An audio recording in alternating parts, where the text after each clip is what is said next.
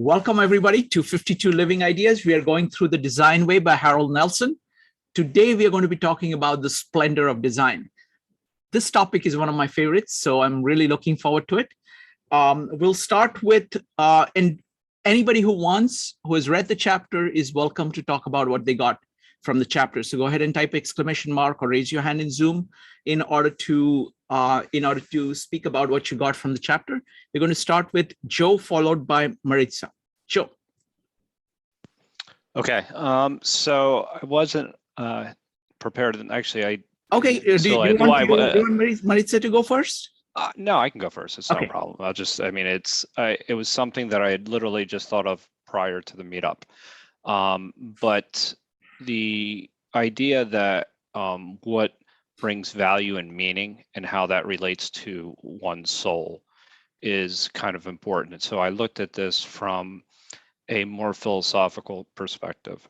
And the distinction I made is maybe between something that you would say is a life hack, a set of practices, versus actually having a philosophy of life or a faith-based practice or a religious institution. And so that a life hack is strictly utilitarian, like you're only using it to become more effective in your everyday life.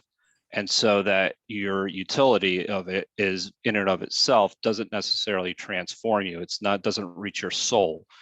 It's useful. It has a set of values, but it doesn't necessarily convey the meaning that actually being part of something bigger than yourself would include. So it's kind of based on more something functional.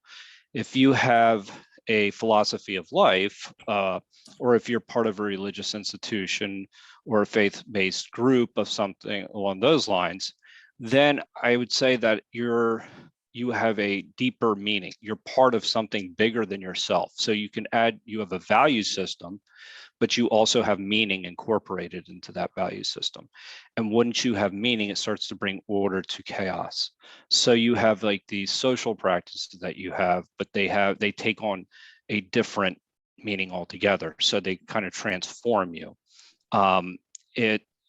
You have a sense of like optimism and volunteering and things like that. If you volunteer, somebody that's doing something to volunteer just because it makes them feel good it's fine, it's great. But if somebody's volunteering because they see themselves part of something bigger than themselves, it takes on meaning. It creates a certain sense of meaning in that process. And so from there, what it also does is it gives you a set of coping strategies for how to handle stress. And it also has like it prevents certain existential questions from arising in certain cases as well. So I kind of thought of this when I read the quote until it was towards the end of the chapter. We live in a world of designed artificial environments. Within this artificial world, we have created organization, work processes, procedures, and rules to live in such environments, especially if they are constantly changing, takes time and energy. If these environments are without soul, they drain us of our energy. So if you think about how a institution that's more in that you feel like you're part of something bigger than yourself, it's actually giving you energy. It's something that it's like rejuvenating, where even you can even look at it as a job, as something along these lines, where you're part of a job that is draining you, that it's not necessarily, it's the organizational processes that are draining you, but you're only using it for utility purposes. You don't have necessarily meaning attached to it. So the next line was an ensouled environment, on the other hand, invokes life. When we encounter ensouled designs and environments, we are energized. And again, this is where, since you're part of something bigger than yourself and you have meaning and values, they come together. And that's where I kind of see the transformation happening between somebody that is just doing something for utility purposes versus somebody that's actually maybe doing something that is in part of a greater whole, so to speak. That's, that you see yourself not only part of something that you're doing for for your own personal gain, but you're also doing it because it's part of something bigger than yourself. And that's really kind of the key difference between those two, is that in order for it to be to touch somebody's soul, that it has to be something bigger than yourself. But it also makes it timeless. These things are practices that have been tested over time. So like if you look at some of the ethical practices and things like that, they also have they can, they're not necessarily just a moment in time that they came along and they just essentially were lucky. So anyway, that's pretty much the example that I'm taking from this. If I'm looking at the two most important things, there's a lot more to it, but if I'm looking at it, value, meaning, and timelessness. Wonderful, Joe. I really like the point that you are always operating within a larger life, and your relationship with the larger life is the part of the meaning. It's like you're not operating by yourself. You are operating within a structure, and the energy of that structure, whether you call it life as such, the entire kind of living things, your culture, groups, communities that you care about, your family, is something that these systems surround you, and your interaction with those things is the part of design. The design does not happen outside of that. Actually, design is the way in which your interaction with this larger external systems carries itself. So there is this energy flow between you and things that surround you. You are energized by it, you energize the outside systems, and there is that communication. Excellent point. Thank you. Next up is going to be Evanique, followed by Maritza. Folks, go ahead and type ! If you would like to share what you got from this chapter. Evanique. Yeah, so what I got from this chapter is that, in order for design to be elevated to splendor or soul or, another level of consciousness, so to speak, that it has to be experiential. Like you have to experience it, because there was no real formula for making something be a splendor. Like you can do a good design, but what takes it to that soul level? And I think it's the experience of the person. And I think it goes off with what Joe says about, being part of an organization and being something bigger than yourself. But I think it's also too, like in the things of play. And like when you go to a museum and you see artwork and it just moves you and you can't really explain why it moves you. You can kind of emote the emotion that it gives you, but you don't understand. And that is part of the design, even if it's not the intention of the artist. It may have been that the artist was making it because that's his or her emotions coming out on the canvas. But um, it wasn't designed to make me like Evanique. Like I wasn't their client, but when I experience the painting or the music or the theater, I get moved by it. And I think that's the thing. Like we can get moved by play. And then as an example of, when Joe was talking about, utility, like work being a utility versus work being your life passion, I was thinking of Smokey Robinson, because today I heard he was 81 years old and he still plans on going on tour. And some people thought that's crazy, right? He's 81. He should be sitting back and relaxing. But no, he loves his work. He's been writing for Motown since he was like a teenager or in his early 20s or something. And that is his passion. That's what he loves to do. It's like breathing for him, making music and entertaining people. And it takes people, because people love Smokey Robinson now, obviously. They can't explain why necessarily, but it touches them. And I think that's what I got from the chapter. It's just splendor is something that touches you. It's not a particular way to get there, but once you experience it, And in a sense, that's one of the most beautiful designs.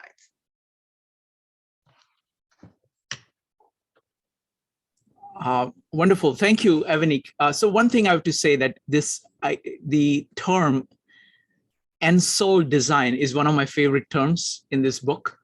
And I think it captures, I'm glad you brought up, Smokey Robinson. And there are people like that who keep going and keep going, no matter what age they are. And like, I experience this with my meetups. Like people say, how do you have so much energy to do this? It's the secret is very simple. Because this energizes me. When you structure is right for yourself and for others, it actually energizes you. It's not a drain on energy. So it's like, so I don't understand the question. How come I have more? No, because it actually gives me energy. That's so those are two things I wanted to say, but thank you. Next up is going to be Marissa. So, everyone here has spoken so far has brought up the word energy. And to begin in this chapter, which this one's one of my favorites. So ensouled design is not my favorite phrase in this book. It's still compositional assembly, but this one isn't going to be my second favorite now. But compositional assembly is in here, so it's just a great chapter. And we're told that soul is an animating essence. A definition that it's from Oxford Languages, and one of my favorites for the idea of soul is emotional or intellectual energy or intensity.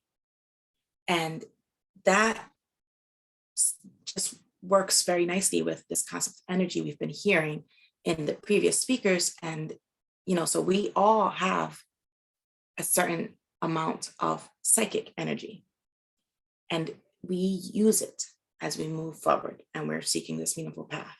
And if we are all designers, and it stands to reason that some of this energy has to be used in the design. Now, the question is, how are we using this? Are we just throwing it away? And so we're extremely wasteful? Or are we doing so with a little more intent, with a little more purposefulness, and managing to find a way to recharge as we're doing this? What comes to mind for me is dancing. If at 40, one decides to go and become a great dancer, it can be done, right? Well, you can do it at 20. I don't know why I threw an age there. Sorry, guys. But anyway, if you decide, you just wake up one day and say, I'm going to go learn how to dance salsa. Two ways, two approaches. If you go to the studio and you learn all the steps and you become technically super advanced in the techniques and your precision is phenomenal, when you're dancing, you will look lovely, but you will not look like an amazing dancer because you forgot something. You forgot to feel the music. And the thing here is, this is what the entire chapter is telling you. You're a dancer. You cannot dance without music. So how about if you remember that?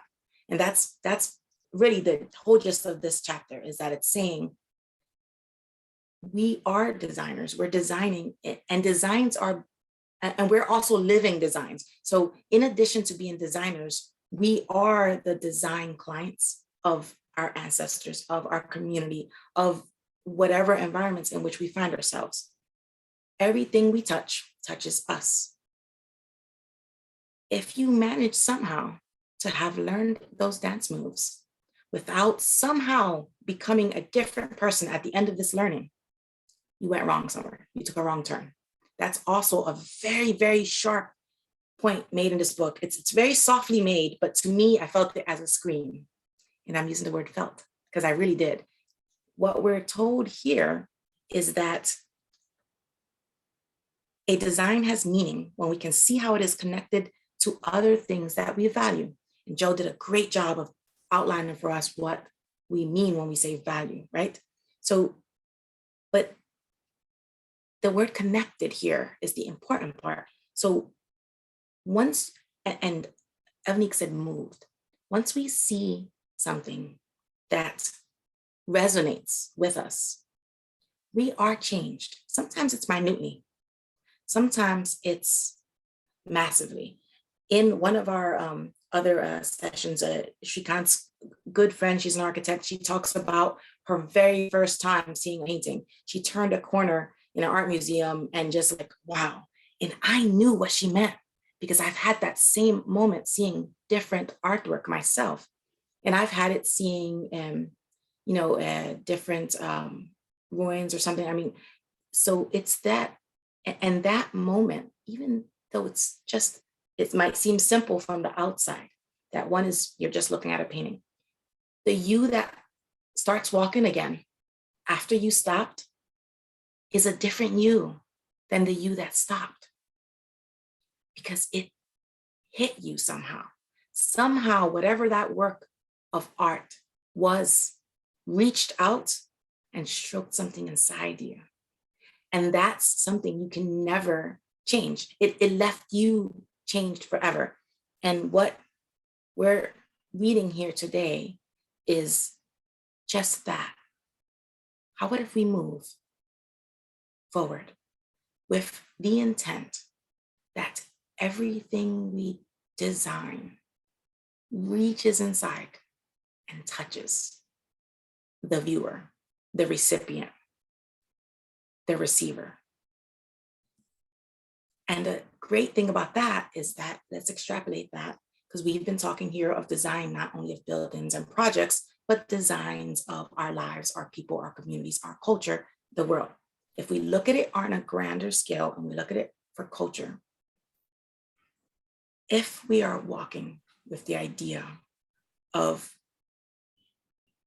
meaning, because that's another thing I'm hearing all over the place in this chapter. You want to ensure that what you are designing or what you are helping to design or what you have say in being designed is something that will change something or someone. That's the goal. Even if we fall short, that's always the goal. I don't know the entire saying. There's a saying about, you're shooting for the moon and then landing in the stars, I think. But so it's like you end up in an incredible place, even if you didn't make where you were going. And I hear all of that here in this chapter, the idea that it's also not a one and done. It's an iterative thing, because when he speaks of the relationships, they spiral. And so many things coalesce into a spiral in this book. They really do. It's quite lovely. The idea that there's an ensoulment, and the ensoulment is that's the imbuing of a thing with a soul. And if you happen to be someone who might take issue with the use of the word soul, use something, use some other thing, movement or force or energy, because that's semantics, right? That's immaterial. It's the meaning of a thing.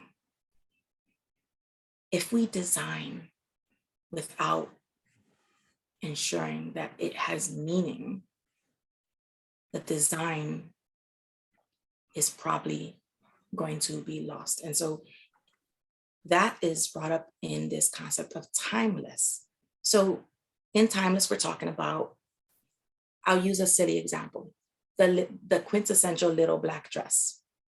All the ladies present today knows that a simple black elegant dress works for almost every occasion. It transcends all the fancy fashion settings, and one does not need to be fashion forward to be ready for a specific type of event if one has a little black dress. The design of that one item is such that it just transcends all the other things. One can be chic, you can be not chic, it doesn't matter, because it's simple and it's not stuck in one direction. And you can make an impact. You can still have a simple black dress and walk in a room and make an impact. That's kind of what I'm hearing as similar. I know that's a really simplified explanation, or example here, but the point of it is to mention that sometimes we get so caught up in the now and the right now that we don't remember that most things, again, this goes back to that everything you touch touches someone else, and everything that, and that concept that everything you touch touches someone else is part of this timelessness. When we forget that, well, then we've created something that can't move forward because you gave it legs. And if you gave it legs, well, okay, maybe like stuck legs or roots, as it were. Sorry, wrong word in my brain. I apologize. If you gave it roots, roots aren't necessarily a bad thing in and of themselves, but they're not conducive to a design that's going to continue forward and on. If we're looking at it from a perspective of culture, we're talking evolution. Even things that are seemingly unchangeable will change. A tree has massive roots. So many. And when you look at a tree, the very last thing that you think is movement, as in get up and move. But you know what? There exist several different species of trees that actually will get up and move if evolution requires they do so. Now, they don't do so quickly, but they will do so. So that, that's the idea of a meaningful design. An ensouled design is one that is a very sturdy tree that if evolution requires, it'll find a way to move. Thank you. Wonderful. Thank you. Thank you, Maritza. So I wanted to build on this. I want to build on the tree. And the best way to do that, so firstly, I want to say that this idea, this question, how do you make your designs ensouled? It's a profound question. And the person from whom I have learned most about this is Louis Sullivan. Okay, so this is my introduction that I did with my friend Sherry that Maritza was talking about. She's an architect. We've done more than 29 videos on Louis Sullivan. Joe, when you get a chance, can you put the playlist of Louis Sullivan in the chat? Thank you. So I want to give you my understanding of Louis Sullivan's answer to this question of how do you make your designs ensouled. So I'm going to use one of my diagrams here. Oh, just a second. That's not the right one. Give me a second. Let me try it again. Sorry about that. Okay, there it is. So Louis Sullivan has a, it's a very profound idea. He's known for his statement, form follows function. In his autobiography, he says, very early as a child, he says, life began to break in upon him. And a continuous breaking in from the outside and breaking out from the inside was to shape his destiny. So the way in which Louis Sullivan approaches this is that he says the first step is this breaking in. You have to be open to life. He draws tremendous inspiration from nature, of how nature functions, how form and functions operate in nature, how a seed, this little seed, grows into a tree, the process by which it does that. And this process of breaking in, letting things break in on you, this openness doesn't apply just to nature, it applies to culture as well. You have to begin by taking in things, being open. Your heart has to be open to taking things in. So this is the first step. The second step is his idea of function. What you're trying to do there is that you're trying to look at the tree and trying to find its seed, trying to look for the core impulse. What is it? What is the function of something? What is it? What is the core desires, core driving forces of something? And by paying attention to that closely, by understanding that, and it's an inductive process of letting things in and seeing, trying to see around what all of that you're seeing coalesce. So it's a highly inductive process. And at the end of which you have this seed. And he, his book on a system of architectural design, he has this continuously, he has this statement, say, remember the seed germ. So to always go back to the seed or the party, the thing, the core idea, the core function, the soul.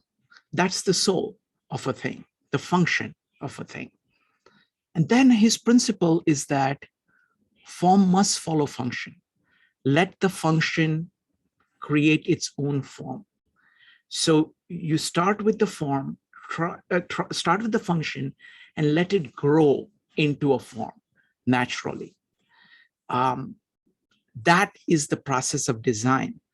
And function, you try to identify, for example, if you're looking at human being and function of human being, you're looking at all our faculties, all our powers, our power of movement, our physical powers, our emotional powers, our mental powers, our spiritual powers. All of them are parts of us.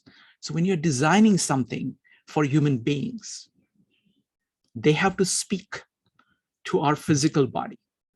They have to speak to the physical context in which we live. They have to speak to our emotional nature. They have to speak to our mind. They have to speak to our spirit. A design has to operate at all these levels.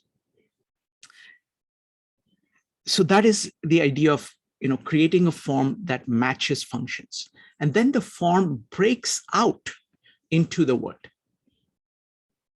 It is not by itself, it breaks out into the word. And you let it break out. That is your act. That is here on this side, you're taking in, you're formulating the core of it. Here, form is when you're designing it, and then you're letting the design loose on the word, and it's going to have an impact on the word. And then you let that break in as well. This is a loop where you continuously keep building things and keep your heart open to seeing what is wrong. Even when you've gotten it essentially right, you're continuously working on it to remove anything that doesn't really match the functions. So it's a continuous process of going through this loop. That's how I see Louis Sullivan approaching that. Next up is going to be Laurie. Laurie. Hi there. So in my very concrete world of bridge design, and rarely even do I design a new bridge, I'm usually fixing an existing bridge in the Bronx, a little overpass or something. But I still feel that there can be ensoulment in something like this.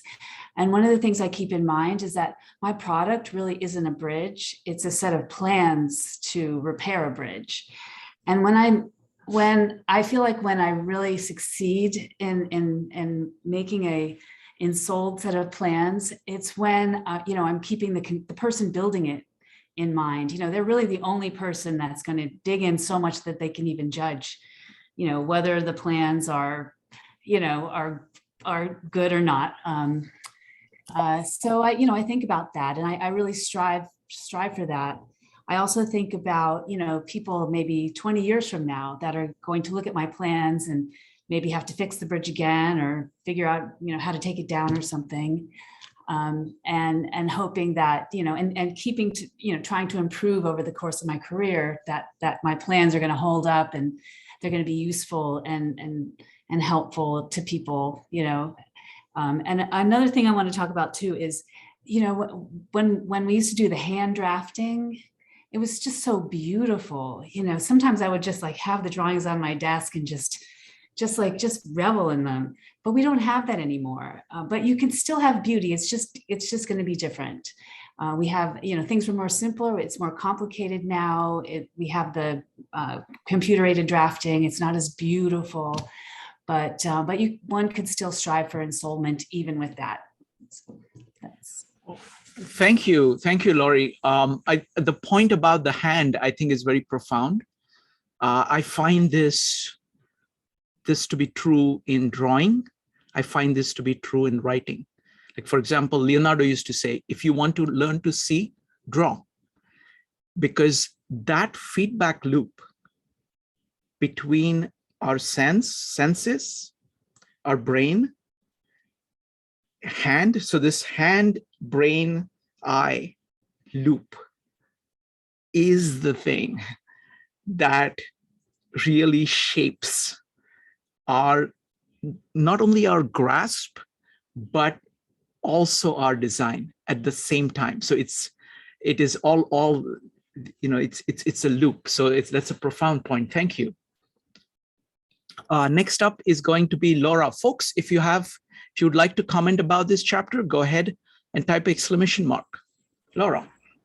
Well, I got really interested when Marita was talking about the art, because I do abstract expressionist art for a particular reason, and it's that I want people to experience it. And I think with abstract art such as that, the person can take a look and look and look and see things after a while that they will see. They want to see objects that they know originally, but if you just say, see whatever you see, and then they get into it, they start seeing all kinds of things. And if I'm going to do something in my website where I'm going to allow them to turn the painting and look at it through 360 degrees and see what they see and tell me that if they're willing to. But I think it's a really profound experience for them to do that, because they can see different paintings, they can see different forms, and that will inform them each time they do it. And if they take it around full again, they'll see completely different painting when they get back. And I think it's a very exciting thing to do as a painter, to have that experience, to see them go through that. I get people who say, oh, I really like art, but I really don't know anything about it, so I really can't talk to you about painting. So of course you can. You don't need to know anything about painting to talk about it. Just look at it, like it, and that's it. So I think it is a really incredible experience for that to happen.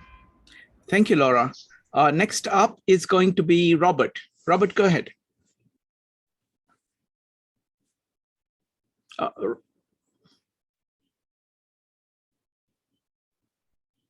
Me and computers do not speak the same language.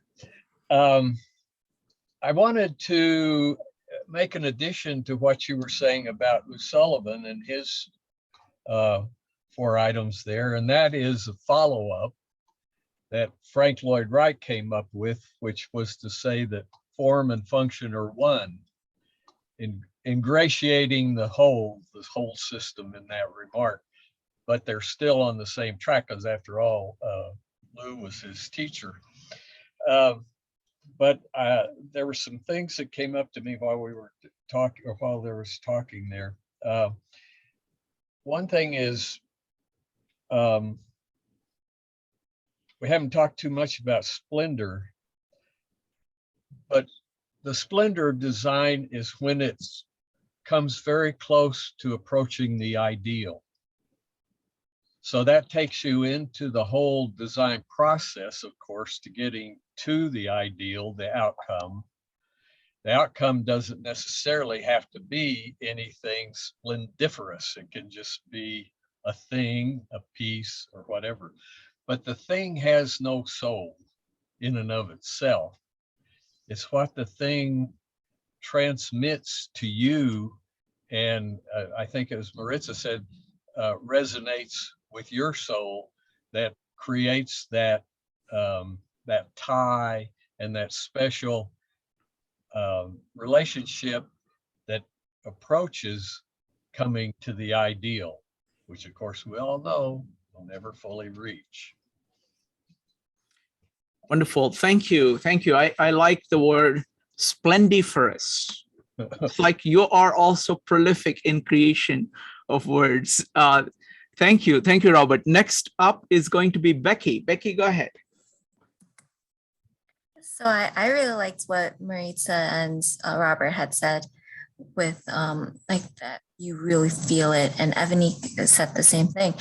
And it's, yes, beauty is in the eye of the beholder, but to a certain level, right? And it's that that thing that transcends the individual.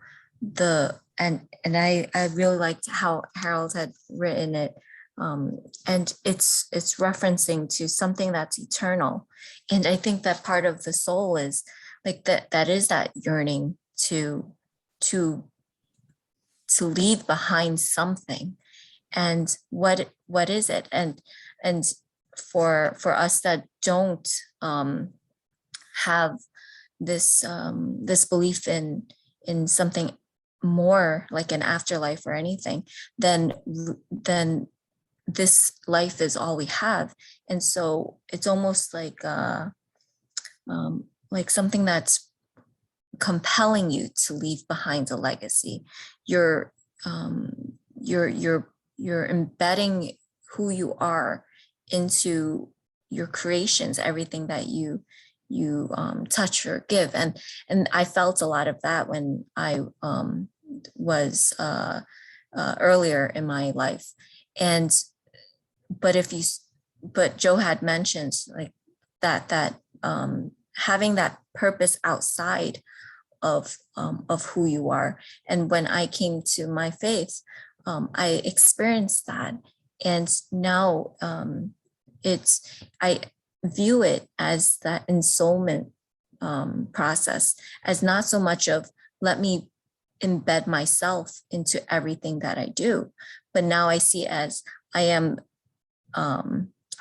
privileged as the designer that's part of the process to let the client or the stakeholder use me so that I can represent the desiderata of my sponsor, and through that process, I want, yeah, it's exactly the word privilege, to give a piece of myself through it, but it's really not me, and it always comes back to the client. And so now that I'm in this state of my life, I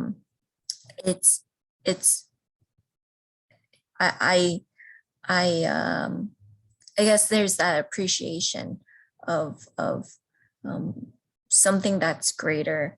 You leave a part of your character, and you leave a part of your soul that really does last. And it's not so much in things anymore, at least from my perspective, as it is, how does it touch the people who interact with it? Or even designing your relationships and your friendships, how do I impact something that moves on forever? And with an eternal perspective, if I really believe in an afterlife, the soul of other people, that's what preserves, that's what lives on. And designing those relationships and designing and passing on character and shared values. That is what really is worth everything that I do. And in terms of time, it's, I think that just we have such limited time, and it's something we'll never get back. And so be very wise about how you invest that time and what you design, what you create. Talking about, designing simply without being part of that process, anyone can do it. Like, that's not worth the time. It never will be. It's never worth it for the money. If you do your job, just for a paycheck, you can't get something back in return. So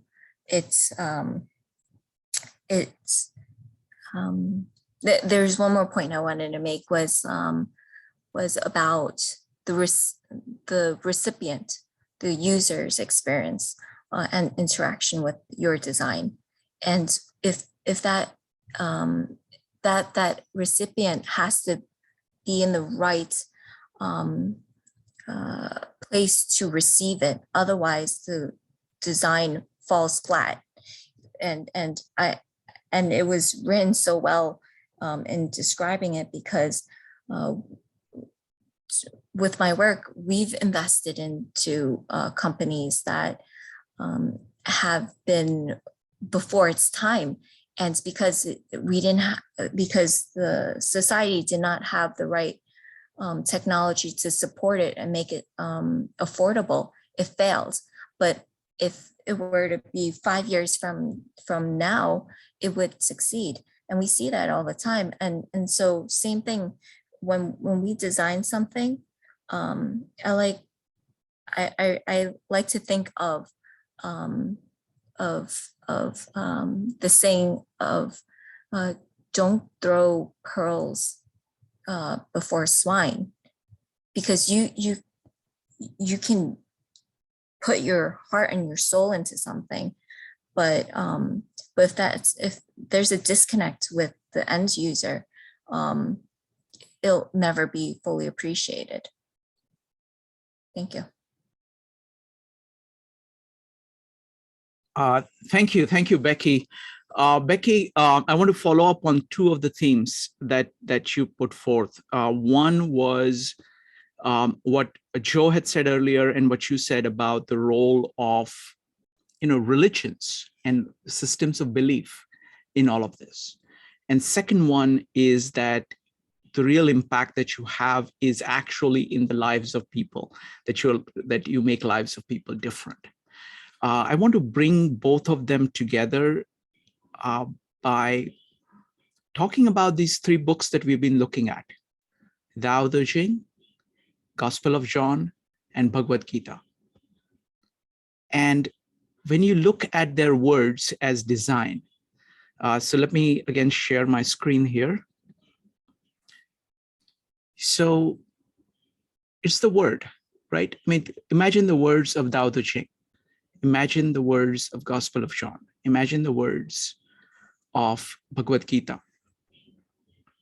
They capture the soul, and they let loose on the world. And what it creates within people the worship of the soul, their own soul, God, whatever you want to call it, the Tao. But the design is right here in the words. And look at their power. Look at their power of transforming lives. These books have been written so long ago, and they have transformed so many lives, and they have such power today.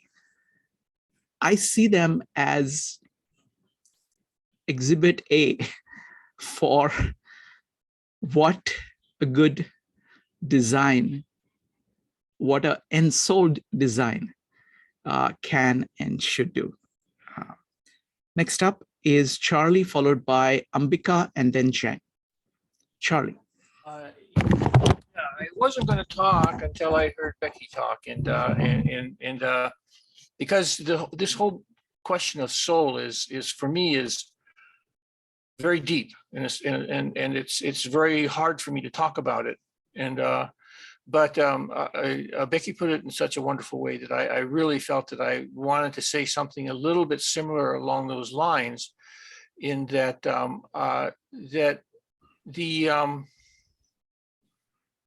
that it's possible, first of all, to have an experience of soul, a direct experience, as I understand it, okay, a mystical experience, and so when you approach that subject or whatever, that experience, the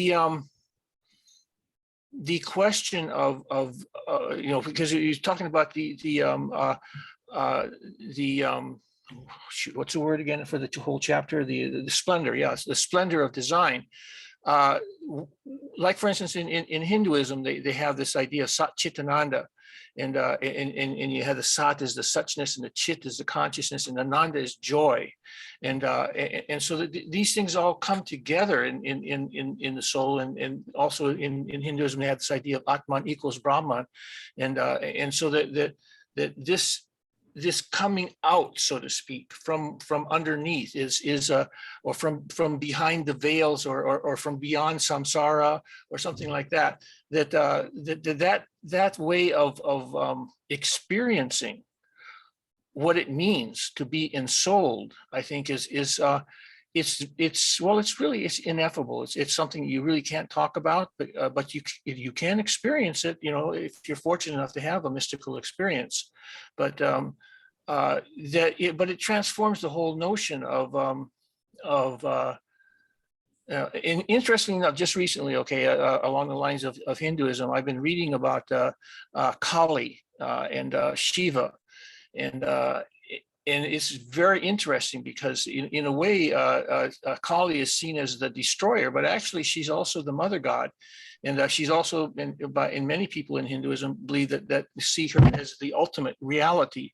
And so in a sense that nurturing and at the same time destroying, because in a sense, as you, Shrikant, have pointed out, that when you create, you destroy. Okay, you make something that is, but you also make something that isn't. And so that the whole act of design is an act of creation and destruction at the same time, and so but one of the things that I found particularly interesting was that Kali, who is in some ways related to the name Ambika too. I didn't quite have a time to tease that out, but I thought that was kind of interesting that there's a member in our group whose name is Ambika. But anyway, what Kali does is to hate the ego, and that the ego, as I understand it, is an interface between the soul and the society. So you grow into you start off with a more pure soul as a child, but you have to fit in. You have to become part of society, and that process of becoming part of society is the ego. And so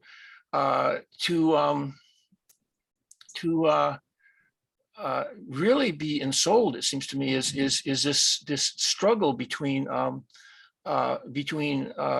what you might call a really grounded, I guess what the right word is, but the soul that comes from deep within, versus how it is expressed in society, and that's a struggle. I see that as because a lot of people will see like Bach, J.S. Bach, he was not recognized during his time, but now almost everybody who knows something about music, extols the incredible beauty of his work.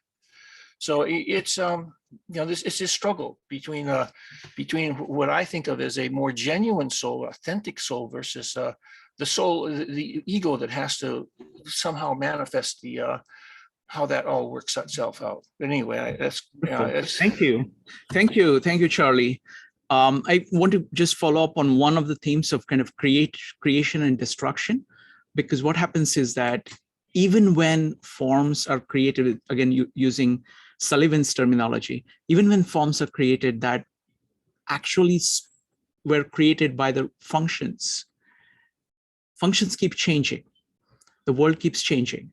And there is a tendency people have of holding on to forms, holding on to designs long after they have stopped serving the functions. So you have to, in the process of a designer mindset is to say what should be and kind of going back to the functions relentlessly. Wouldn't that be an example of egoic attachment?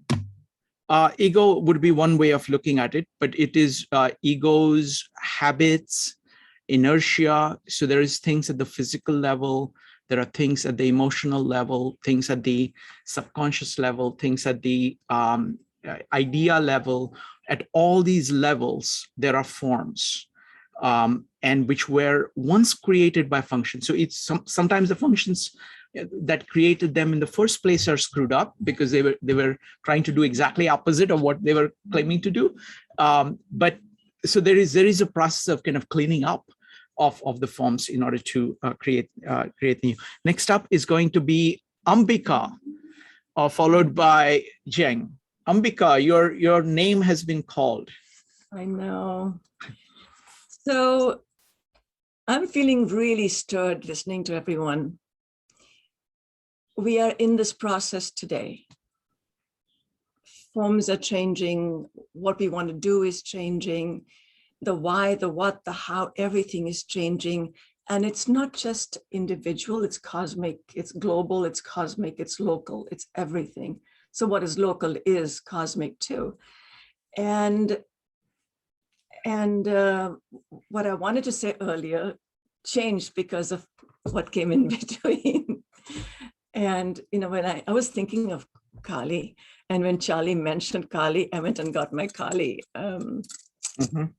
necklace. So, and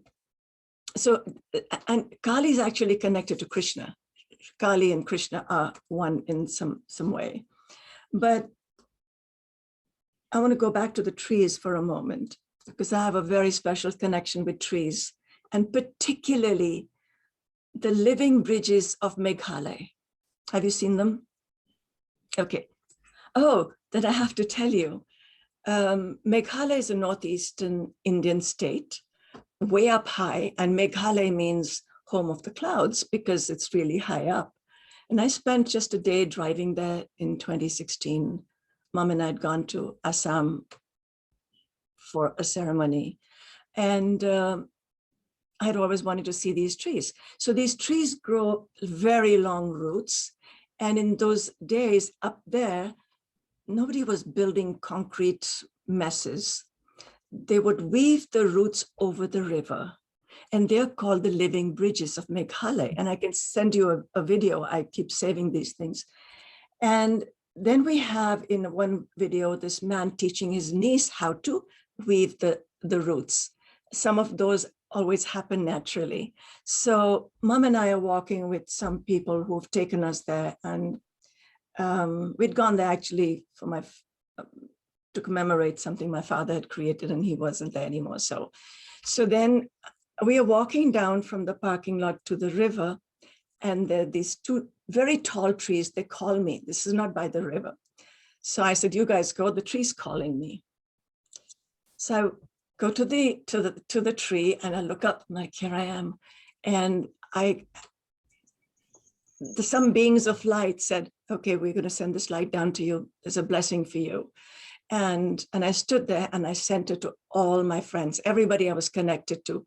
And as I was listening to Maritza talk about the trees and looking at my painting, I thought of this, and I'm taken back there to call that blessing back and send it to every one of you right now.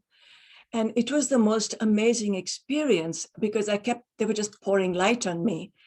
And then I just said, I was there for a few more minutes, and then I walked down and I experienced. Now this living bridge has 2 levels like a double-decker bus. It was just exquisite. And then I want to come back to Meghalaya. Meghalaya and Ladakh are 2 most precious places, So then we come back. And what comes up is that there is always a living presence in each of us. And are we aware of it? And do we source it in such a way that it's always here? It must be hidden for its effulgence to be out, so that people don't get envious, because there's a lot of envy in the world. And that is very destructive. So we need to protect that and yet be with it, so that it infuses everything we create, because what we create must have a life also independently of you. Thank you. Thank you, Ambika. I just want to tell you that on Friday, we are going to be talking about the chapter 2 of Bhagavad Gita, where it talks about the concept of sthita prajna, the stable wisdom or stable intelligence, about kind of going back to the core of yourself and moving out from there. So we'll be explicitly talking about soul as described in Bhagavad Gita. Next up is going to be Robert, followed by Chen. Robert.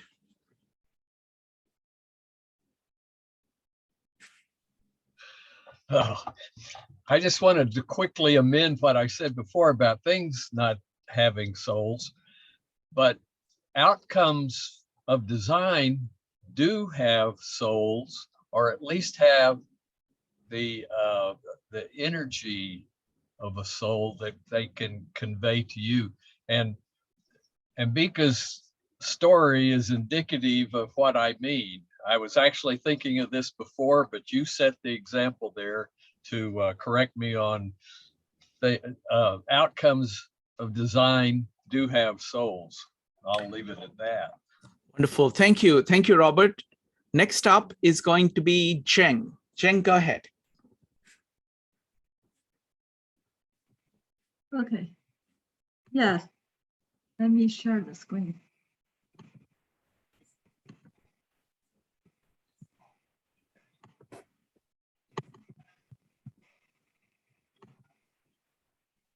Okay. Yeah, so this chapter a little bit challenging because it's talking about soul. I think we talked at the digital meeting, the AI didn't include soul. And why is that? I think part of the reason is very hard to describe or discuss.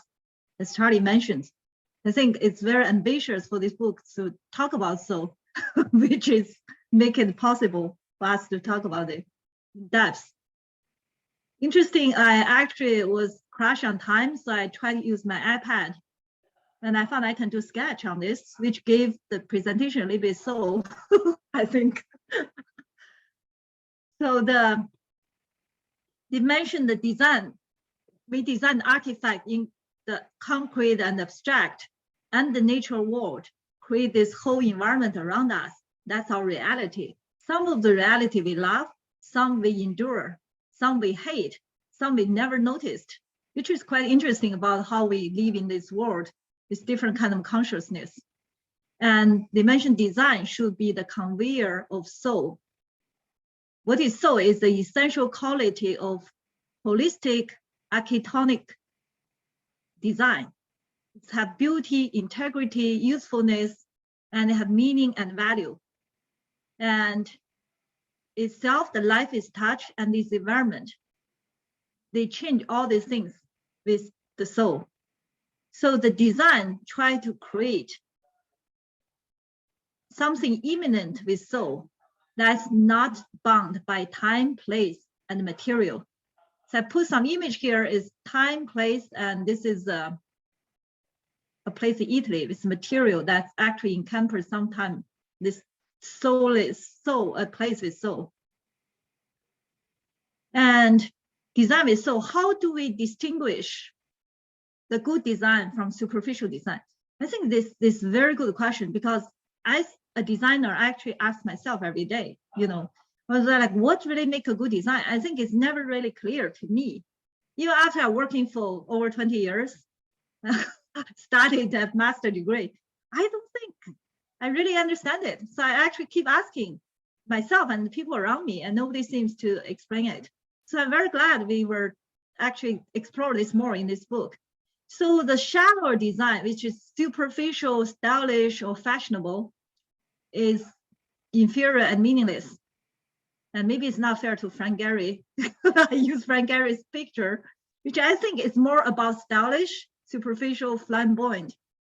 And then the other good design, they express the level of excellence in the realm of soul, and is superior and soulful, which I use Zumser's bathhouse in Switzerland. And this is actually the building I really want to visit. It's on my list. I was planning to go last summer, but because COVID was canceled. So the bathhouse by Zumser is in really, I believe it's really soulful design. You know, it fits in the environment, connect you to the nature. And our environment include the physical, social, and cultural environment, and a conveyor of soul. And this whole process in soul design. So we have to, so they mentioned why we have to evaluate good design. It's not just by the context of efficiency, functionality, quality, experience, and excellence. We have to, that's not enough to judge a good design. The good design have to be extend, augment, and enable human being. This whole thing talking about what make a good design. In the end, they mentioned only function and efficiency, usefulness, other pragmatic measurement.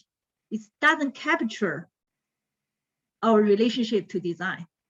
So I use these two pictures. One is very common house with most people live in a lot of times. It's very functional, you know, we have all the function we need in the house. But then there's some other design we can see below. This is by Australian architect. It's really fit in nature. It's so beautiful. So this is more meaning and value in design that we can deeply move in this kind of building, and it creates significantly meaningful change in our life. Like we experience in, you know, other artwork, a great building, you know, it changes us. They actually touch us deeply with something bigger or something more deeper, meaningful. I think that's the reason we want to, art is so important to people's life, not just functional or money, you know, that's utilitarian part of the life is not just not rich enough for people. So when we encounter design, essential soul, which they change our worldview, they change the core judgment of us, so it change who we are, basically. When we encounter a design bearing, so we glimpse splendor of design, we realize is design is the creation of a soulful world. So create a soulful world, I think is a real ambition, and it's really, I think, responsibility of all the designers. In most of, unfortunately, most of the cases, because of pressure of time, material, money, and resources, it's rare situation we can actually accomplish this. But sometimes it's still possible. I think with, like Marisa mentioned, with the intention we shoot for the star, maybe someday we will land there. What gives design the character of wholeness and integrity? Yes, I really like all these questions because it's very hard question, but it's really help us to understand it better. Is it entirely subjective? Where does the quality reside? Is subjective, objective, or in between?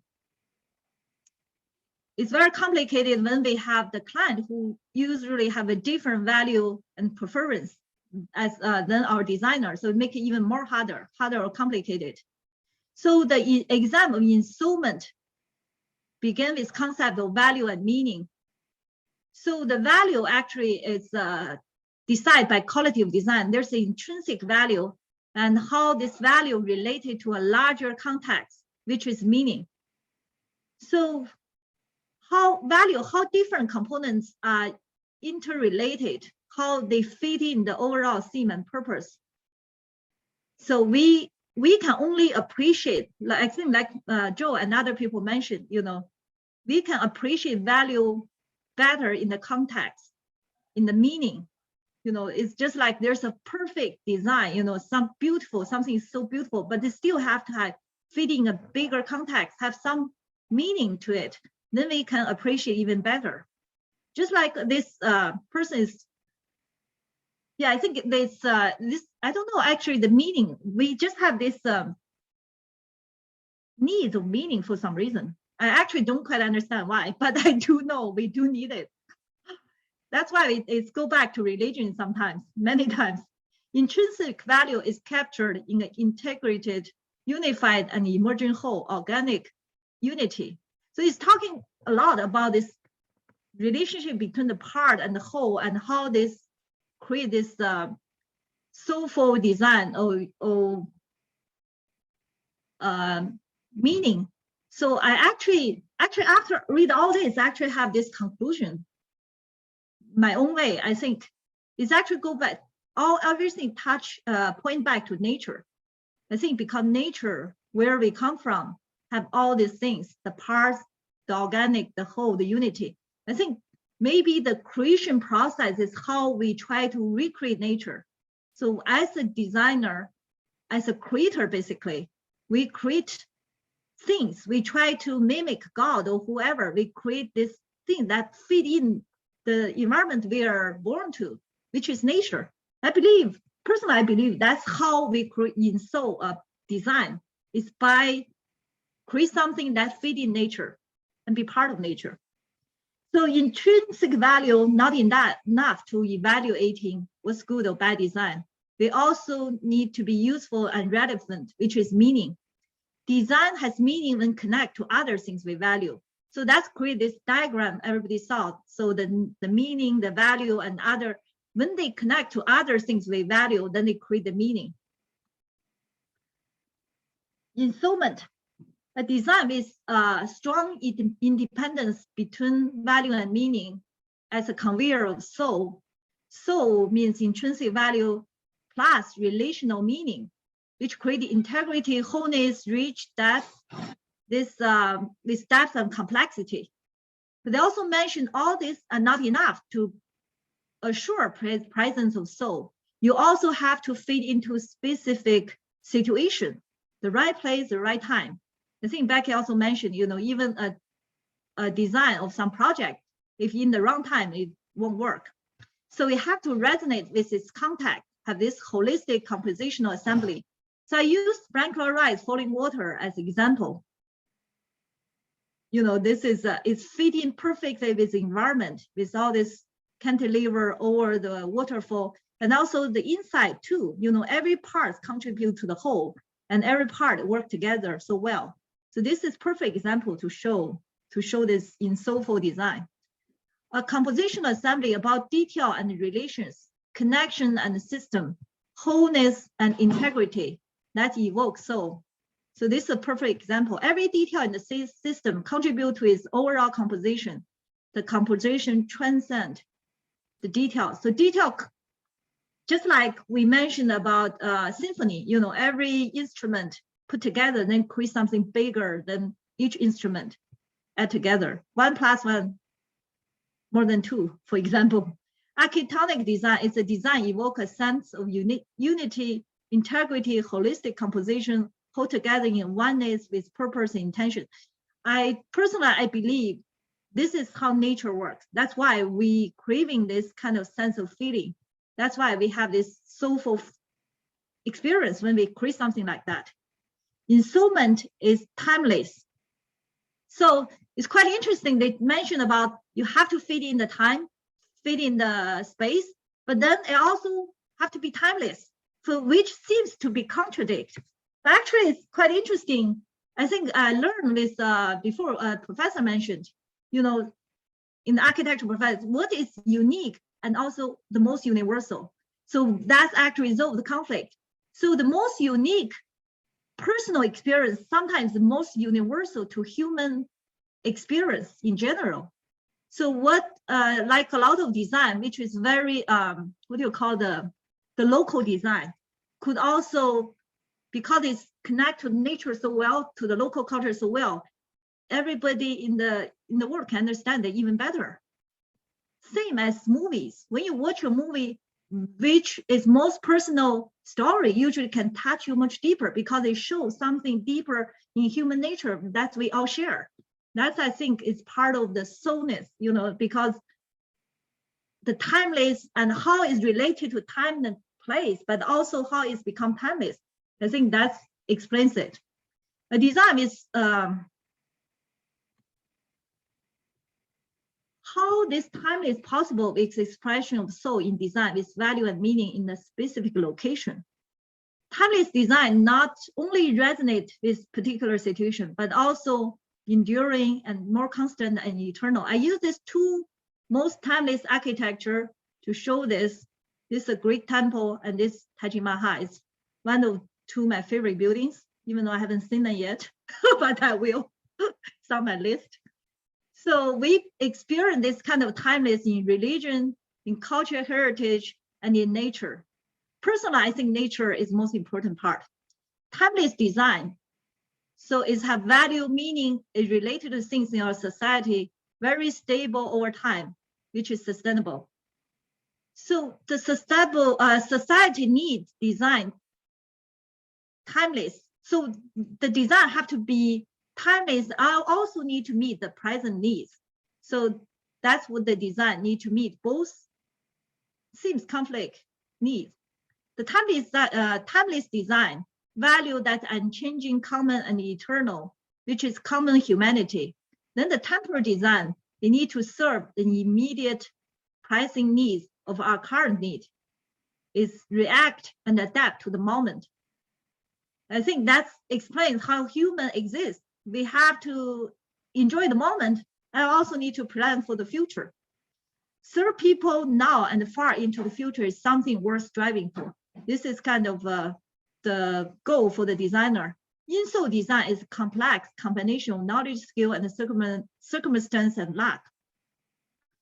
And it's also mentioned, I think this part is quite interesting. It's also mentioned, you know, create this in-soul design is very hard, it's very complicated, you need all these things, but appreciate in-soul design, it also takes a lot of time and energy, and also actually knowledge of appreciation. That explains why, you know, we as architects, we always want to visit the most famous building to experience it. And when you go there, you find a lot of other architects who are there, who appreciate every single detail. I was at the Villa Sava in Paris, and also Rangshan. I drive all this way looking for the Rangshan by Le Corbusier. This is a church on top of the hill. It's very interesting, romantic, one of his first romantic design. And I saw the Japanese student all the way from Japan was there. So I think when you, just like I think in China, every kid is learning piano, which seems ridiculous. Not everybody will become a pianist. But also I think it really helped them to appreciate music in general, classical music. I think when we design, like when we draw, we can really appreciate the painting better. We can see more than we understand it. Same as I just start rock climbing and I look at this, oh my God, when I look at the video, these people, all their footwork is, I cannot even tell before I started. I think we only can appreciate when we get deeper. You know, we try to do it ourselves, then we can appreciate how much better they can do, how much expertise they have in their own work. So the immediate experience we have, the only way we can experience architecture is with immediate experience. That's why the goal with architects, one of the goal I come to American to study architecture, one of them is visiting architecture masterpiece.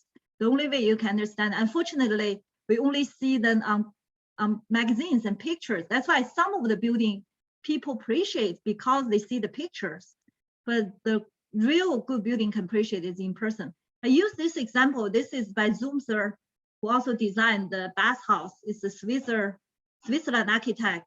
He designed this water drop church. It's a very beautiful material, lighting. It's beautiful masterpiece. So we only can appreciate good building in person or other design. To read and appreciate the soul of a design, you need full attention in our examination.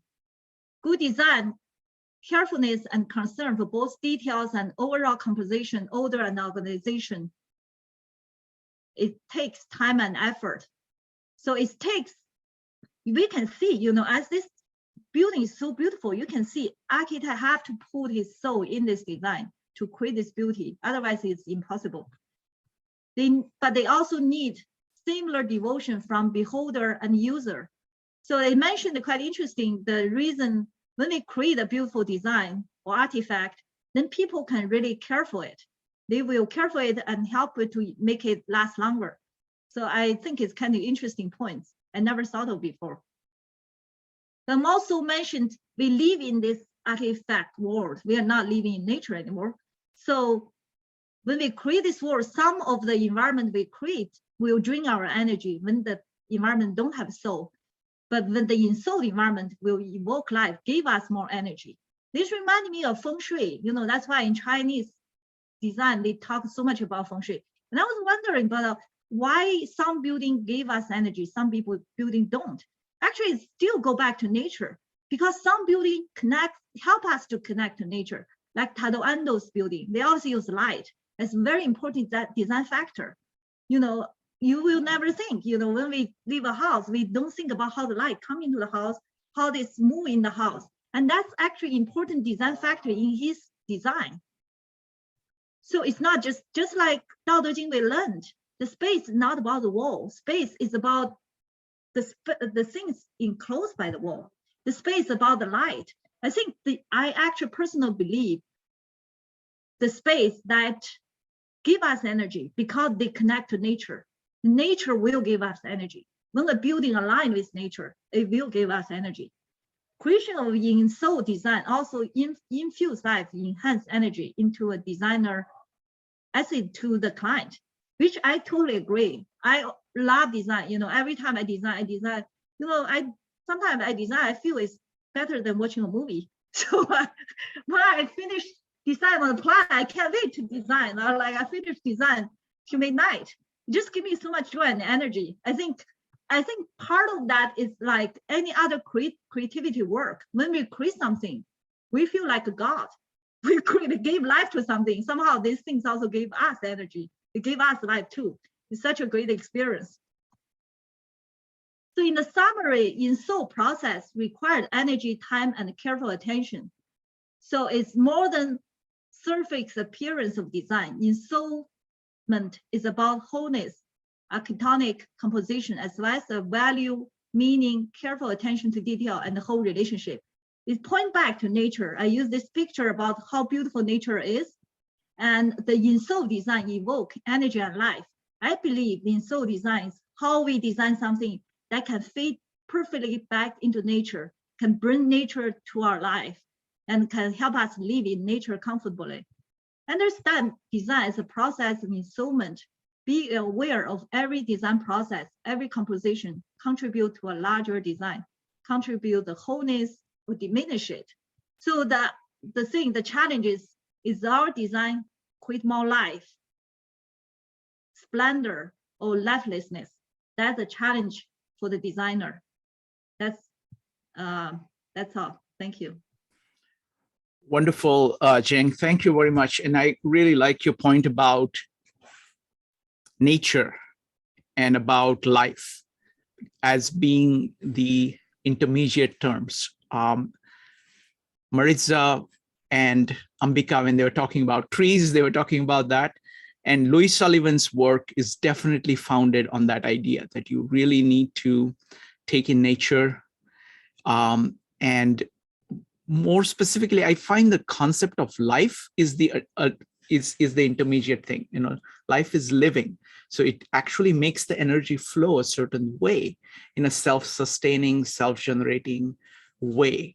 And soul is the driving force behind that, and life is the action, it in action. So having structures that are like that, that are inspired by that, I think it's a great way of thinking about it. All right, folks, so now we're going to do breakout rooms. Again, in the breakout rooms, the rules are very simple. Keep on topic, be brief, and be courteous.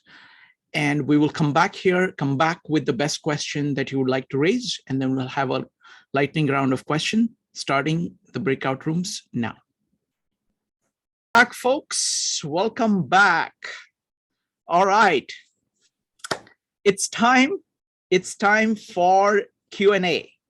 The best questions on the table. Go ahead and type exclamation mark if you'd like to put your questions on the table. And then we're going to do a lightning round and go from there. Who would like to go first? Let's start with Joe. Joe, go ahead. Yeah, I have somewhat of a basic question that I posed in our group as well, and it just what makes and we were given an answer in the book, but I'd just like to hear what other people's opinions are. What makes a design timeless? Wonderful. What makes a design timeless? Excellent. Next up is going to be Jing, followed by Charlie. Yeah, in the discussion room, actually, I realized there's my limits on the presentation is only about nature. And I realized culture, building as a container to create this soul space. The culture, the human interaction also is very important for the energy, create this energy and soulful place.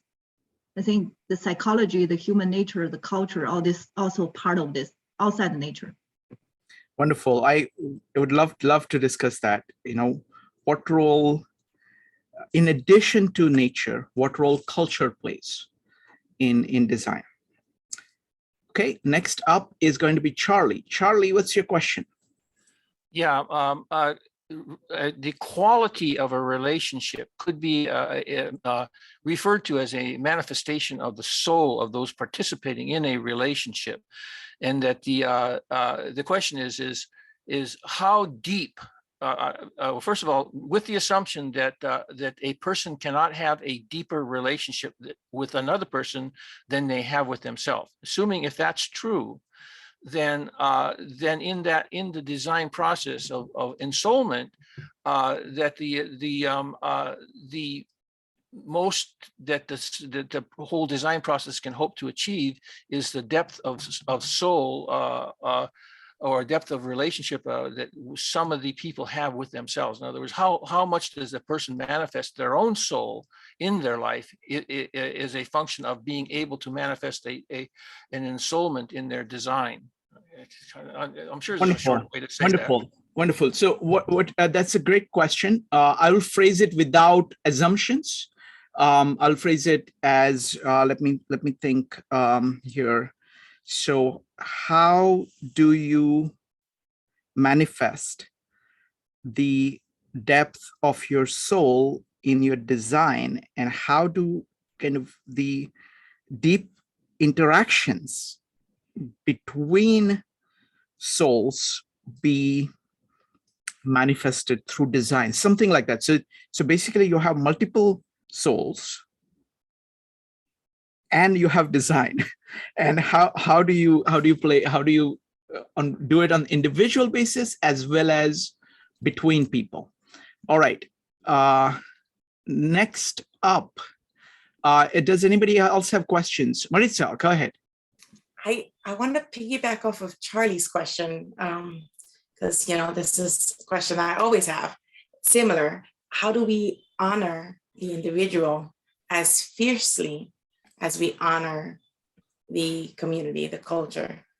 Wonderful. How do we honor individual and community in our designs? Excellent. All right, these are amazing questions. All right, let's go. Which one shall we start with? Wow. Let's start with Jeff has one. Jeff, go ahead. So I find that a lot of conversation about design in sort of, it's almost presumes that we're designing something that is, in a sense, new. And my experience is that a great deal of design is applied or needs to be applied to things that already exist, where the function that seemed like a good idea at the time has dramatically changed. And the ability to create a culture of design that accepts this idea of things that do need to be created, recreated, other things left behind or destroyed in that process. The creation and sustaining of that culture is a really challenging endeavor. Okay, wonderful. So how do we interact with existing designs? How do we update them? What is the process for doing that? Next up is Evanique. Yeah, my question is, how do we, does the ensoulment of a design, can that be designed, or does it just happen naturally? Okay, wonderful. Can you design the process of ensoulment? And how does it happen? Okay, wow, these are such amazing questions. All right, so let's start with nature and culture. Jean, could you go ahead and try to restate the question? To ensoul a building, a design, is that how we provide a container to help people experience nature as well as culture, create this energy? Okay, let's keep it there. Let's combine that with the question about individual and community. Maritza, could you go ahead and state your question again? How do we honor the individual as fiercely as we would honor the group or the community or culture? Wonderful. And Charlie was talking about an individual's depth of soul being reflected in design, that and the depth of connection between the souls of people being reflected in design. I'm bringing these three things together because culture is about connectedness. It is about the thing that is there common to people.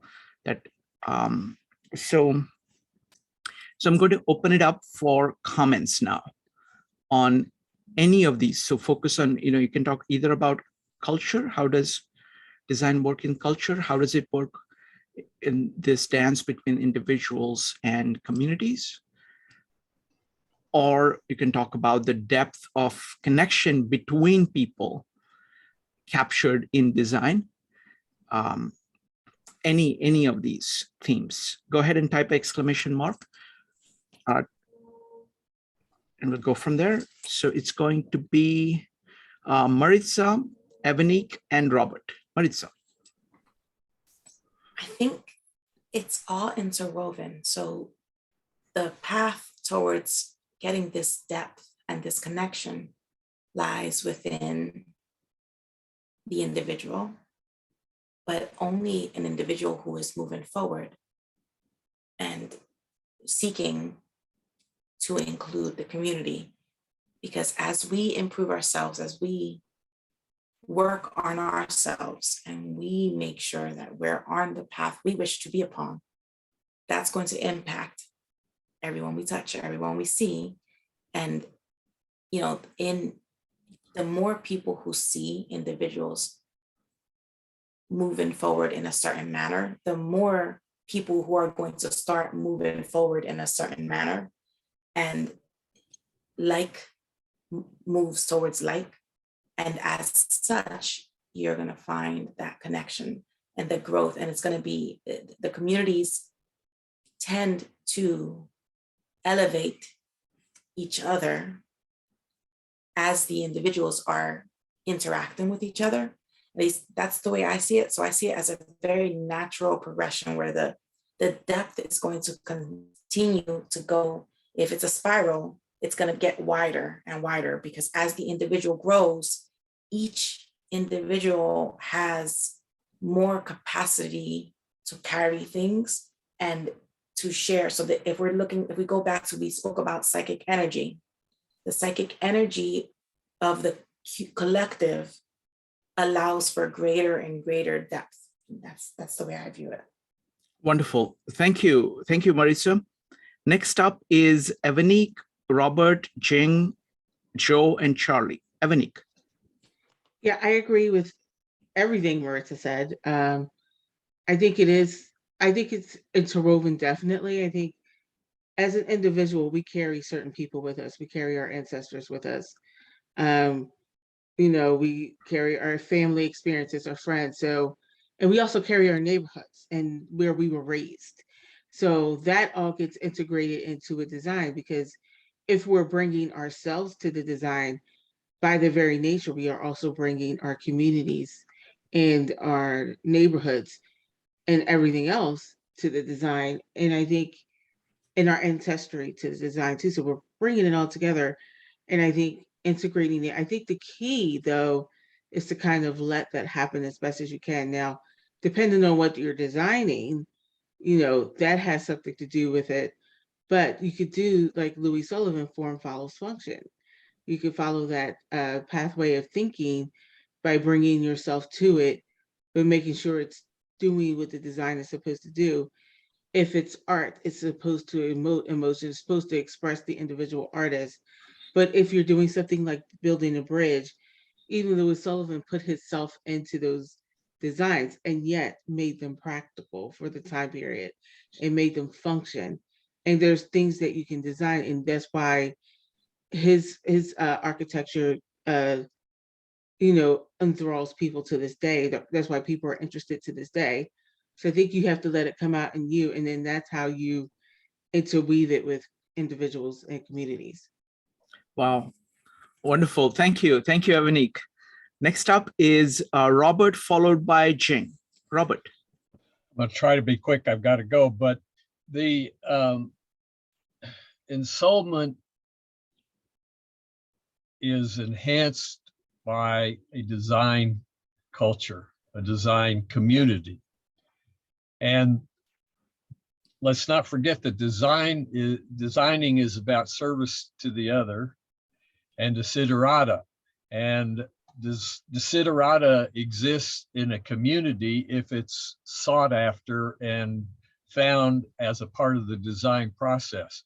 So you're not starting with a solution, you're starting with an issue, and desiderata and ensoulment that follows is a result of how that's all integrated together with the design process. Wonderful. Thank you. Thank you, Robert. Next up is Jing, Joe, Charlie, and Ambika. Jing. Yeah, I think the individual, as we develop further as individual, then we can contribute more to the community.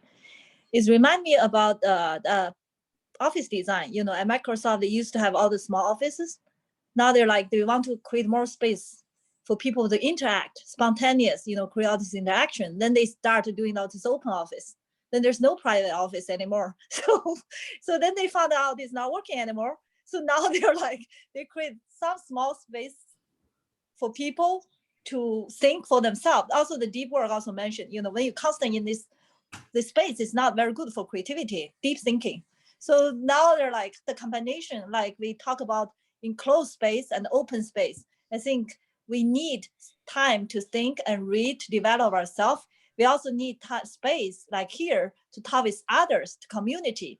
I think this is not conflict. You need both, like Marissa mentioned, spiral, bigger and bigger. You need to develop both to enhance each other, basically.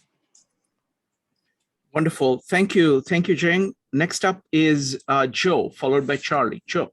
So I think actually Robert really captured it well with the idea of desiderata and how that fits into this process. Specifically, the only thing I can really add to what he said was essentially how this aha moment comes upon us and how we take something from the unconscious and make it conscious. And that process in and of itself is impacted by the community that you're actually operating in. So I think that that's really kind of, where he was just talking about how do we get to, essentially, how do you get somebody to change, right? You're bringing something from a desire to a particular, and that's a change in and of itself. But it's also the unconscious going to conscious, and that's impacted by the community that you actually reside in. So that's overall, that's kind of my take on it.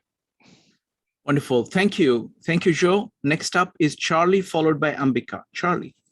I like to keep on the idea of ensoulment, that if something is if a person is coming from a soulful place, okay, they will be able to recognize other people who are coming from that same place, and that the longevity of religions are directly related to how well they connect to deeply soulful people, because deeply soulful people attract other people who recognize that this person is deeply soulful, and so it is kind of a longevity thing, and so that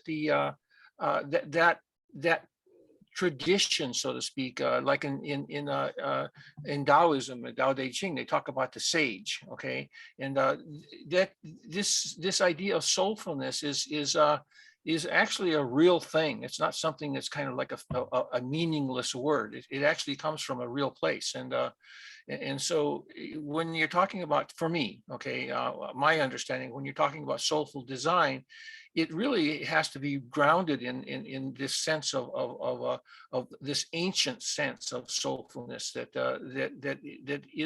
has always been there, and it's all part of life, and so that when you're doing a soulful design, to me, you're doing it from that place, okay, and it becomes something that is not necessarily eternal, because the technology and the exigencies of the moment and so on forth and so forth are going to affect the particularities, the ultimate particular, but the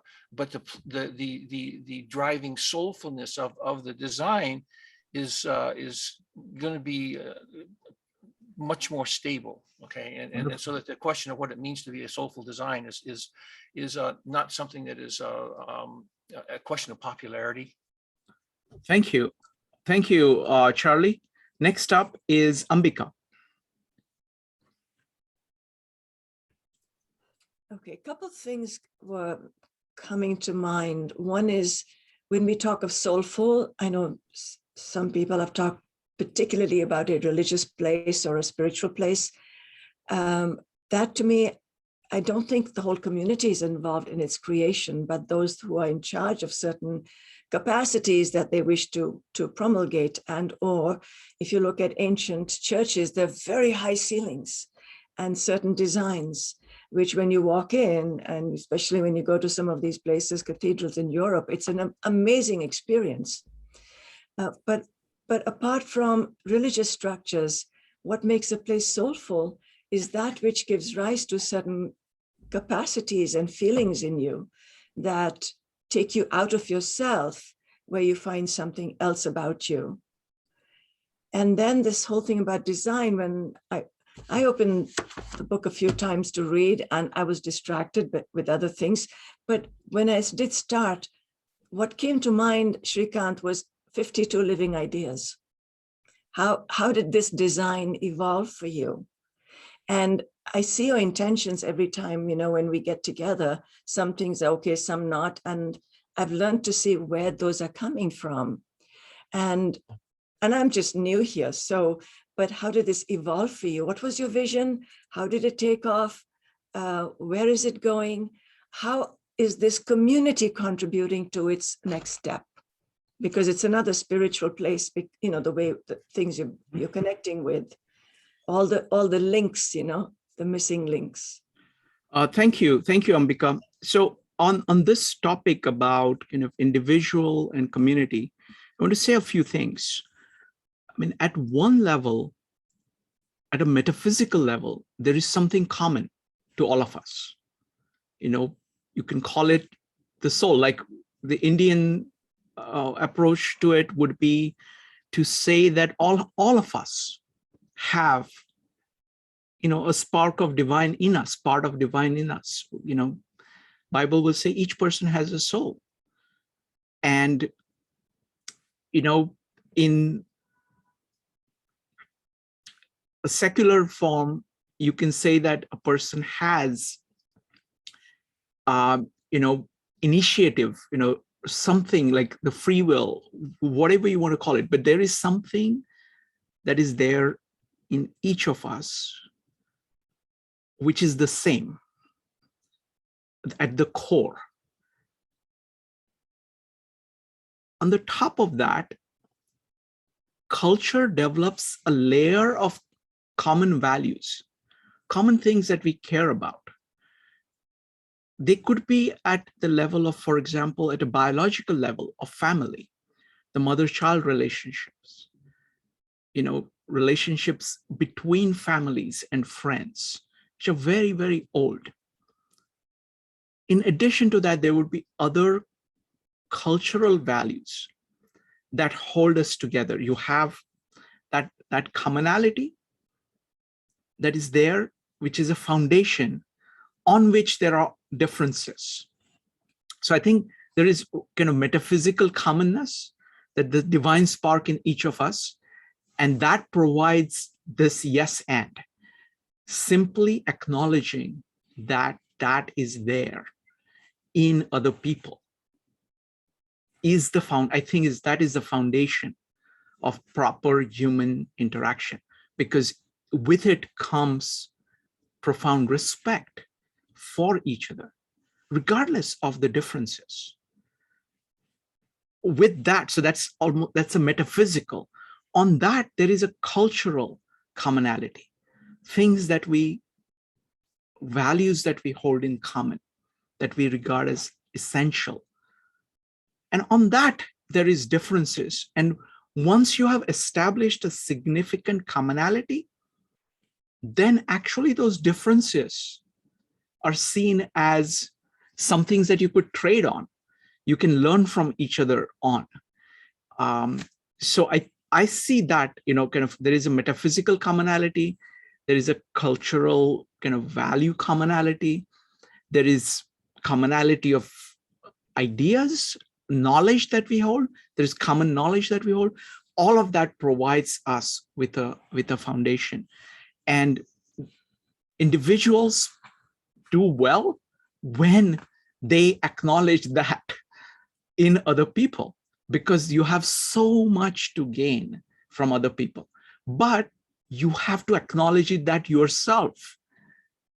You have to say, yes, this is my soul. Unless you can go to the depths of you, you can't really do much with other people, because there isn't much to be doing something from. It is that, being able to say, being able to, like we're going to discuss on Friday, it's all about the core virtue that Sri Krishna is talking about, is saying that the Atma, which is the soul, if you will, Atma, being satisfied with itself, of saying that this is my core. And there is a profound acceptance of your center. There is a calmness and peace that comes from that. And when you act from that, the kind of commonality that you have with others is orders of magnitude different. So it not only transforms you because you're centered, but it transforms your interactions. So I want to open it up for any more comments anybody has on this topic. Go ahead and type an exclamation mark if you would like to say something. Maritza. Shrikant, this is a topic I can go on and on about. So someone mentioned, I forget who here brought up briefly the idea of change. And I just wanted to add on to what you just said is that it's this whole concept of, if we want to change someone, we can't do it by trying to change them. It's never going to work. You know, we should change ourselves and just have, I'm going to use the word faith, but, you know, have a confidence that the change for yourself is ultimately going to change the culture. And one more thing is that if we accept that we are all designers or design animals, we have to always remember that whenever in any instance that the word design is being used, it's actually a two-part compound word, design culture. I really think that's vital. For me, throughout the reading of this book, it's actually become such that I can see the word culture almost any time that the word design is mentioned. And I think that we should all get there. If we remember always that we're just not talking about the designer.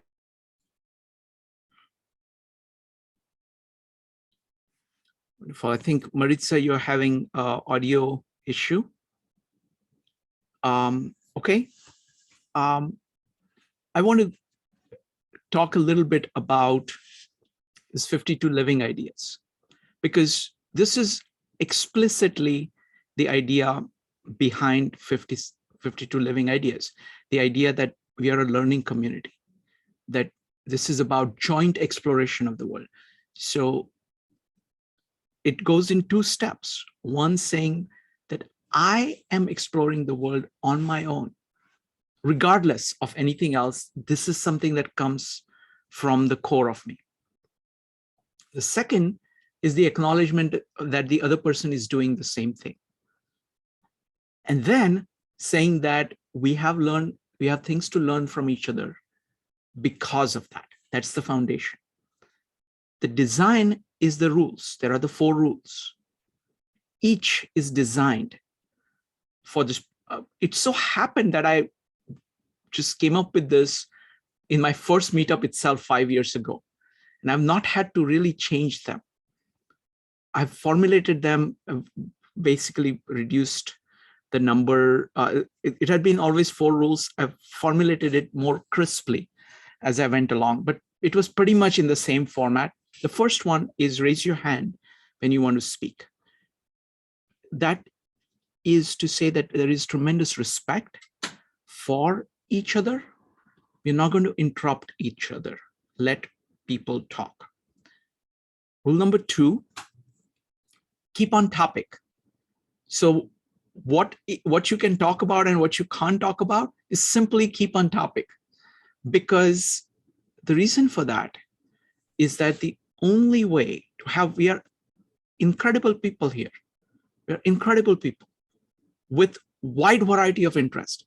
But if we kept on diverting into different things, the value will not be created. Value is created when all these great minds with their different perspectives are focused on a common thing. Because then people can see the different perspectives better. If you keep on moving from topic to topic, that's not possible. And that's not what people came here to do. So that's why keep on topic is critical. The number 3 is be brief. We're trying to be concise, so as many people, you get to hear as many people talk about these things as possible. And number 4 is speak your mind. Feel free to disagree with anybody on anything and do so courteously. And not but do so courteously. Because what it is saying is that we want you to speak freely about your ideas. That's the value that you have to offer to people. So everybody has to be free to do that.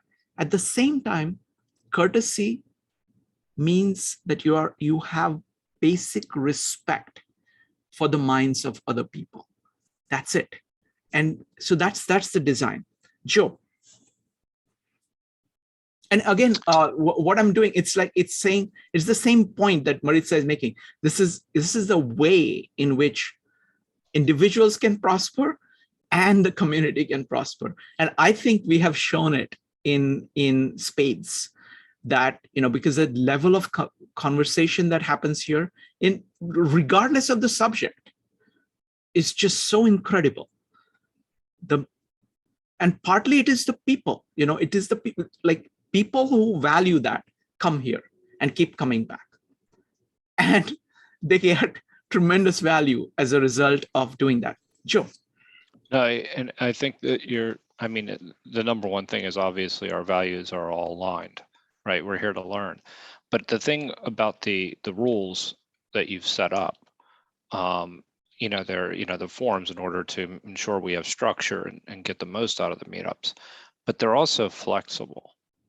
That's a very important point. And if you feel like somebody is contributing more to a particular conversation, you'll let them go on for a longer period of time. And that's a really important point, because the idea of being flexible enough to change and not being too kind of rigid in how the structure it works. So the structure works, but it's not necessarily, I don't want to say dogmatic, but it is based on standards. So the standard I've kept on repeating, it's my 2-minute standard. Every 2 minutes, everybody should feel, I'm glad I lived this 2 minutes. Right. 1 minute, you can screw up, but 2 minutes, no. So it gives enough flexibility for people to speak in a different way, to do different things, but within 2 minutes, it has to come together. So that's the standard. So that's the flexibility. You have flexibility, but it is limited, because that is respectful of time, because I think that it's important to deliver good values to everybody. Next up is Alex. Yeah, so it is my first time to join the meeting. Thank you everyone for your fantastic discussion. And today we talk about the design. So here's a question. What's the main difference, or what are the difference between the design and a plan? Here's my understanding. So a plan is kind of you can plan something broadly, but when it comes to design, it means that you plan something precisely and more detail about what you are supposed to do in the future or next step. So I just ask everyone about Wonderful. about the difference. Yeah. Thank you, Alex. We'll come to that. We asked for all the questions. Let's go ahead and finish the question that we are discussing now. And if we have time, we'll come to this question, but we'll keep coming. This is a key question in this book, and every Monday we'll come back to this. Okay. So let's keep on the topic of this kind of individual and social. So let's go with Ambika, followed by Jane. Ambika. So the one image that came to me when I asked, what does all of this stand for, your design, was the image of the granary that came from the skies for the Dogon people in Mali, which is recorded in the book Conversations with Ogotameli. And that granary brought certain grains for the community. That's what it is. Okay. Thank you. Thank you, Jing. Thank you, Ambika. Next up is Jing. Yeah, I actually want to see what Charlie mentioned really making me think deeper. I think in order to create soulful design, we as an individual and community have first to be soulful ourselves. And living in this fast-paced world is pretty hard. I think it's actually remind us how we have to develop our own soul. Then we can actually put that soul into our design, and as a community as well. I think that's very critical. Wonderful, excellent point. I think that's, it always starts with you. If you don't have that, if you're not, operating from there, then there isn't much can be done. So that was a great point by Charlie, and thanks, Jing, for bringing that up. Next up is Evanique. Yeah, the one thing I keep thinking of is authenticity. Like you're bringing your authentic self to the design. And I think that's key to the ensoulment of the design, is to bring who you are, your background, bring your community with you, but make sure it is authentic to who you are. And I think one thing that 52 Living Ideas, with all of these meetups throughout different days of the week, is it talks about community, but it also gets you to who you are as a person, and it helps you to figure out your values. And it really like helped me in the past year, being a part of this community, figure out who I am in the context of me being alone and me being with others. And I think the key value that everyone shares is learning. And when you bring your authentic self to these meetups, you learn. That's a fantastic point. Absolutely. I think authenticity is a huge, huge concept, because it is something that is an integrative concept. It basically is, you're saying that all of you, you're bringing all of you in an integrated fashion. Everything that you know, all your values, and you're speaking from that. Wonderful. All right, folks. So it is 11:26. We can, I want to wrap this up. Again, I want to tell you that I'm really excited about the Bhagavad Gita meetups. I think, if you miss the Savitri meetup, please look that up. That is really a great way of seeing through stories. And again, I want to stress the point that I was making about design. You read Gospel of John, okay, and see its power, see its life transforming power. Same with Bhagavad Gita, same with Tao Te Ching. And that, I think, is a good standard. It holds up a standard of how much things can speak to your soul, how much can things speak to your mind, how much things can speak to your emotions. And this is something that people have done. So, this is like 500 BC we're talking about.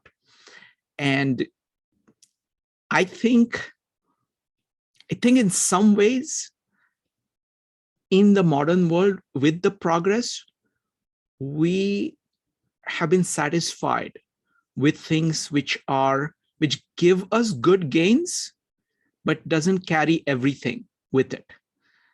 So it is not as ensouled, it's not as authentic, it is not as integrative, it is not as full an experience.